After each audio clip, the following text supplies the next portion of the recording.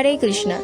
আজ আমি আপনাদের সাথে শেয়ার করতে চলেছি কিভাবে অতি অল্প সময়ের মধ্যে একাদশীর এই রেসিপিটা বানানো যায়। তাই আপনাদের কাছে অনুরোধ রইল ভিডিওটি প্রথম থেকে শেষ পর্যন্ত দেখার। সাবুর ফ্রাই বানানোর জন্য যেটা বেশি দরকার সেটা হলো সাবুটি আগের দিন রাত্রিবেলা অবশ্যই ভালোভাবে ধোবেন। আর যেই পাত্রে সাবুটি ভেজাবেন সাবুটির হাইট যতদূর আছে ঠিক ততটা পরিমাণই জল দেবেন, যাতে সাবুটি সব জল টেনে নেয়। আপনারা ভিডিও দেখে অবশ্যই বুঝতে পেরেছেন সাবুটা ঠিক কতটা ঝরঝরে হয়েছে।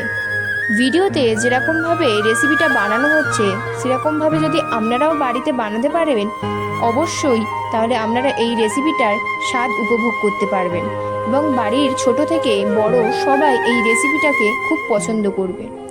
আপনারা এই রেসিপিটা অবশ্যই বাড়িতে ট্রাই করবেন এবং আমাকে কমেন্টে জানাতে কিন্তু একদমই ভুলবেন না। এরকম একাদশীর আরও রেসিপি বা অন্যান্য রেসিপি পেতে আমাদের চ্যানেলটি সাবস্ক্রাইব করবেন। হরে কৃষ্ণ।